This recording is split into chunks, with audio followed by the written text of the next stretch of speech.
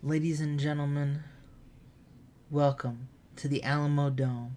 And in front of 72,000 people, sold out, this is WWE Hell in a Cell 2013. Also known as probably the probably going to be the least rated pay-per-view on this fucking series so far, because the booking isn't that great. But whatever.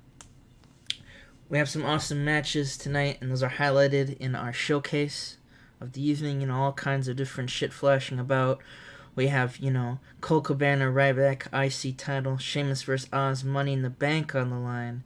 We have a 10 Diva Battle Royal. I forgot to build up on the shows at all, but that's for a spot at Survivor Series for AJ Lee's Divas title. We have Mark Henry, Jack Swagger, Lord Tensia vs. Suzuki gonna strike up and have a go at each other. John Cena, Sting, World Heavyweight Championship on the line. And I believe I messed up. I believe in the last episode I said it was Hell in a Cell. It is not Hell in a Cell. My apologies. That we do have a Hell in a Cell though match, of course, and that's Dolph Ziggler, Zack Ryder, Drew McIntyre, Del Rio, Rey Mysterio, and The Rock, all having a shot for the number one contendership of John Cena, or Sting's, depending on who wins that match, World Heavyweight Championship. And everything's going to come to a head at this event, and let's just get on right with it. We have our intro with our theme song, Out of Time by the Stone Temple Pilots. I just knocked over 2 cans of brisk. Oh my god, they were empty though, so it's fine. Let's just jump right into the event. And we have our first match. It's going to be Colt Cabana versus Ryback in a hype package, definitely designed not to give the low storyline heat more heat for some reason, because it doesn't really have a lot of heat for whatever reason. But we do have Colt Cabana as the Intercontinental Champion. He won the belt from Ryback. Ryback was just going around ending fools' lives, basically. And now Colt Cabana is kind of what you would see as an Intercontinental Champion. Despite the comedy stuff, he is a very technically gifted wrestler. But can that be enough to overwhelm the power, the brute strength that is Ryback? There is only one way to tell, and we'll have to see who wins this match up. And in the 77B, God, this match sucked ass. I'm actually disappointed. I believe if I were to check here, I'm going to assume was Ryback for good momentum holding back. So Ryback's just a cunt, and Ryback didn't want to lose this match. So Ryback's basically just an asshole, and I'm going to just bury Ryback now. So, again, Colt Cabana literally has more pop than Ryback at this point. And Ryback has just not gotten a lot of pop anyway.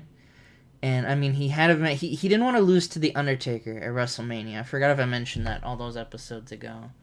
But, fuck Ryback. Colt Cabana beats him with the Colt 45 and makes the first defense. He defends his Intercontinental Championship. And good things to come for Colt. Colt Cabana literally got the same rating as Ryback in half the time it took Ryback to get ratings like that. From the start of the series, literally more than a year ago in Save Game, he was doing 64s and is now just getting into that area where Colt Cabana basically started doing this in just the span of a couple months when I gave him the tag titles. So, fuck Ryback, but at this point, you already know about that. I forgot about this. But now we have the ultimate match. Fuck Ryback. This is what's been hyped. Sheamus Oz. Oz has been making Sheamus' life a living hell, despite Sheamus claiming that Oz's magic tricks don't actually scare him. Money in the Bank's on the line here. Sheamus has put it all on the line against Oz, trying to get that. Oz has cost him the WWE title, the World Heavyweight Championship, multiple times, trying to cash in. Oz doesn't let him. Imagine Oz with the Money in the Bank briefcase. Imagine the things he could do. Sheamus, of course. Now, we have cool entrances. Sheamus probably comes with some kind of cool entrance. Oz comes down literally in the entrance. We have the castle. We have the cast of the Wizard of Oz. They probably get electrocuted to death by Oz as he makes his way down to the ring like it's Doom or some shit. And this is the penultimate match on the card. You're not going to get a better match than this. I'm genuinely surprised. I will be genuinely surprised if this match does a better rating than the Intercontinental Championship match, which just goes to show how awful Ryback is and how much I hate him. Because, Kevin Nash is literally like 90 years old and he has no knees. I have protected him in the match. I did put that up there. I don't know if that really helps or not. But otherwise, for a match like of this caliber, can we get at least some good results? Wow, that's just sad. That's actually just sad. It did an 80. An 80. Oz does it. He hits the jackknife powerbomb, fucks Sheamus' shit up, and wins the belt. He doesn't win the belt. I'm sorry. He wins Money in the Bank. Oz is the new Money in the Bank holder. Sheamus absolutely like a little bitch. And as silly as this is, I guarantee you I've not buried Sheamus. I do have things planned for Sheamus outside of the Oz shenanigans. This feud isn't just over yet, spoiler alert. But don't worry about Sheamus, folks. He's going to get all the help he needs, as they say on The Simpsons. That's a really old reference, but the fact that I know, and Sheamus mostly carried the match, obviously, but the fact that Ryback couldn't even break the 77 rating goes to show you how much of an asshole Ryback is and how much of I hate him. So enough bearing about Ryback, though. We have more important things on too, like The Rock. I go backstage to see the great one, The Rock, and you stand there with Michael Cole, sin of God himself, for an interview.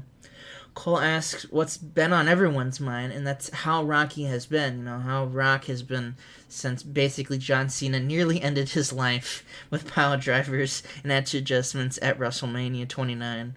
Rock asks Michael Cole how he thinks he feels. You know where it's going. The Rock shenanigans.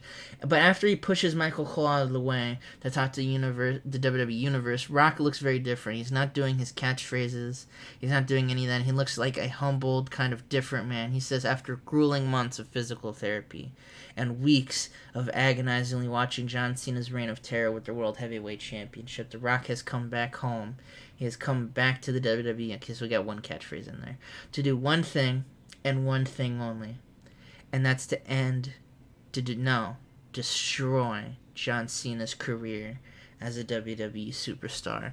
Throws the mic down, walks outside of the ring. So Rock has murder in his eyes, just as John Cena does, two behemoths colliding. But then again, what would happen if The Rock, what would happen if The Rock doesn't win the Armageddon Hell in a Cell? What happens then? What happens to The Rock if Sting wins the title? Will he still trying to go after John Cena? You would have to think so. And next up, we see AJ Lee rocking about. She is sitting down to watch a battle royal. I totally forgot I wanted a book for the show. But now here we have it. 10 divas all in the midst trying to get a shot at AJ Lee's title. It's probably going to be the worst match on the card.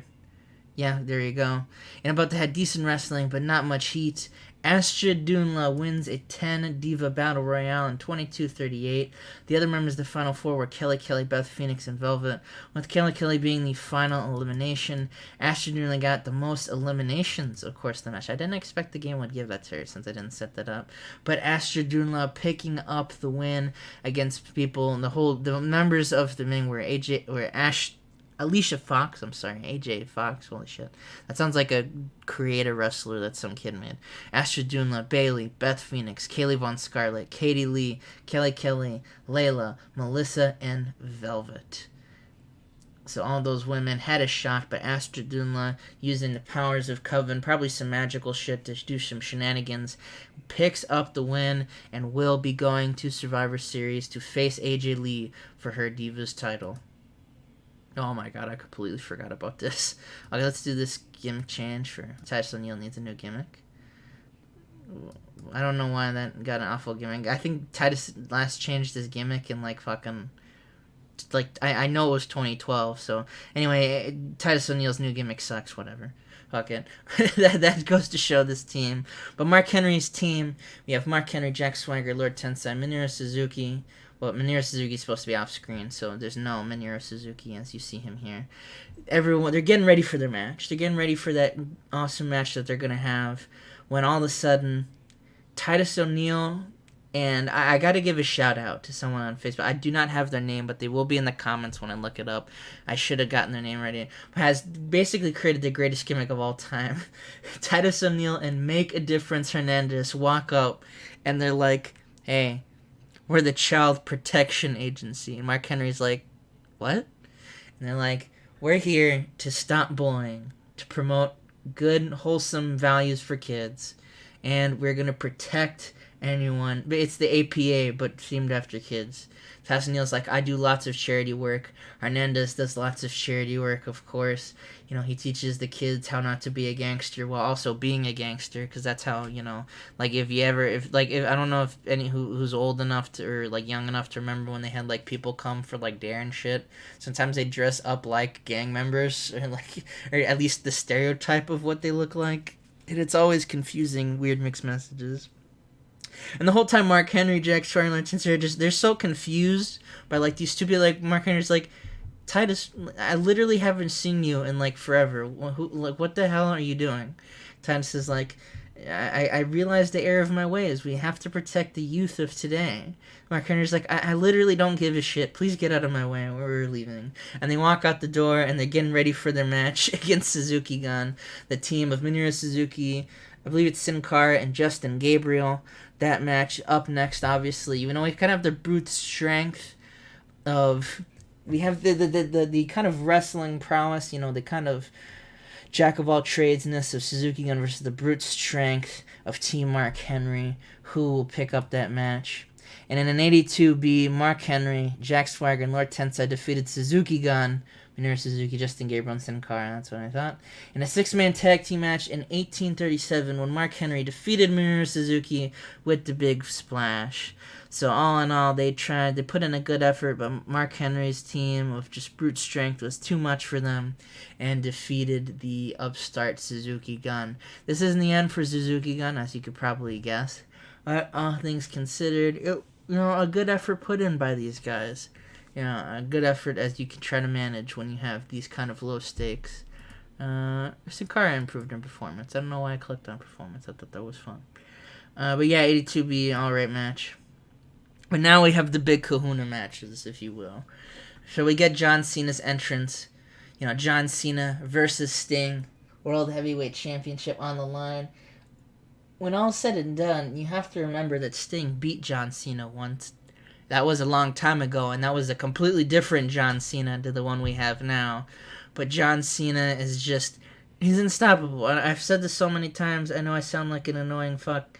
But you have to understand that John Cena has just destroyed everybody. He literally beat Christian so bad he went to TNA. He basically pushed Dolph down to the mid-card, although he just returned to the main event with a tag team. So he basically put him in the tag team division. He's basically murdered everybody else that ever got in his way. He beat up Drew McIntyre of all people, beat up Mark Henry. He murdered Sin Cara like 87 times. He tried to murder Rey Mysterio once. That was fun. And he beat Kofi Kingston so bad that Triple H decided to take over the WWE and use it like an evil puppet on Raw. So John Cena, also I can't believe I just forgot. John Cena basically he put Vince McMahon in a coma. He's actually probably brain dead. He threw him off Titan Towers in a match. There's nothing that John Cena can't do, so Sting has to use all the variables around him. You know, when I booking this match, I imagine it more kind of like a kind of brawl between someone who you could tell is way more suited to the match as John Cena, but Sting, you know, he has the heart, he has the fan interaction here. He gets a lot of comebacks, but they're cut down by John Cena, but he never gives up. John Cena and Sting, they go at it for a long time. And in a 91 rated match, unbelievable heat and good wrestling, John Cena defeats Sting with the STF after interference from The Undertaker, of all people. The Undertaker. Yes, the lights go out and The Undertaker's there. Choke slam to Sting. I imagine like this comes after John Cena's been kind of knocked out. Referee obviously knocked out as well. John Cena takes advantage with the submission STF. John Cena is a brutal man, but he's never someone to not like, you know, take advantage of somebody. He's never really had that before, but he probably doesn't give a shit that Undertaker was even there. He probably doesn't even recognize Undertaker's there. He's just like, oh, I can choke out this old man with a chain. So he chokes him out. And John Cena makes defense number 7 of his World Heavyweight title, 91A. A pretty alright match, considering all the other matches in this card. And at that, the Undertaker stands advised the bell rings. John Cena doesn't even look or acknowledge his presence to help. He just walks right out, and he's like, well, I got my belt. That takes care of that problem. Bye. See ya. And he just walks right out. As soon as John leaves, the Undertaker comes up. He enters the ring. Sting's just fallen. He's probably passed out. He has a microphone in hand, and he grips it tight, and he looks down at Sting, and he ushers just one phrase. It's time for you to go, Sting. Well, he just says, it's time for you to go, but I ruined the only good thing I had on this show by being an asshole, by being an idiot. But what does Undertaker mean by it's time for him to go? What does this mean? Why did he do it? Why, Undertaker? Why? Well, because he's the Undertaker, that's why. He's just being a dickhead. But will we see that fabled match, the ultimate dream match? Besides Oz and John Cena, we do have the idea of that as well, now that John's retained his title. We'll have to see. But next up, we have the ultimate match. We have Armageddon Hell in a Cell, number 1 contenders match. The Rock, Alberto Del Rio, Dolph Ziggler, Zack Ryder, Rey Mysterio, Drew McIntyre. They all have obviously their reasons for wanting to win this match, and it's simple. They want a chance to crack John Cena's World Heavyweight title reign. A lot of people are scared of John Cena, but they're not scared in the way that they don't want to fight him. They're scared of once they enter that ring. But if you can survive the Armageddon Hell in a Cell, you probably have a good shot of surviving John Cena if you think about it. You know, each one of them was their own. Alberto Del Rio just kind of wants, he wants that spot. Dolph Ziggler got embarrassed by John Cena and got sent to the undercard by John Cena. That's why he would want revenge. Zack Ryder also just probably wants a good shot. He's been in and out of that kind of range of being a main eventer to not being a main eventer to being a main eventer. John Cena also stole his fucking girlfriend, if you don't remember that. I remembered that, WWE. That was my childhood, and you ruined Zack Ryder. I will never forgive them. Rey Mysterio obviously has had some fights with John Cena, almost got murdered by him at one point, probably wants to settle that. Drew McIntyre, the same thing, wants to prove that he can survive John Cena. And then you have The Rock, the first man in that kind of domino effect of just people getting murdered and almost getting murdered. No one's actually been murdered yet, besides the board of directors, but no one cares about them. They're all probably inhuman creatures as they are. And John Cena did us a favor. John Cena 2020. But The Rock was brutalized by John Cena. He cost him the WWE Championship, CM Punk at the time. He cost him the fame. He cost him glory. He cost him millions and millions of dollars by not being able to go into movies and shit. So The Rock obviously has probably the most list on anybody's, but still it's everybody's fair game. And if you... I literally booked this while watching the Armageddon Hell in a Cell match. And it's just everyone gets their licks in and everyone just gets the crap beat out of them. Someone probably gets thrown off the cell. I assume it's Alberto Del Rio, because no one would care if Alberto Del Rio got thrown off the cell. And just flies off. Whee! Dolph Ziggler probably gets thrown through some announce table as well. Zack Ryder probably eats some shit. Rey Mysterio is literally thrown into the crowd, and the crowd beats the crowd. No, I'm just kidding with you. But everybody gets their...